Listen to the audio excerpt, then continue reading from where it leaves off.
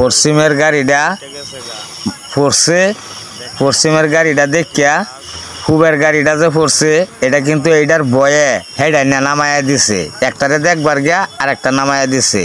আপনারা সবাই ভিডিওটা দেখেন কিরম রাস্তায় দুর্ঘটনা ঘটলো।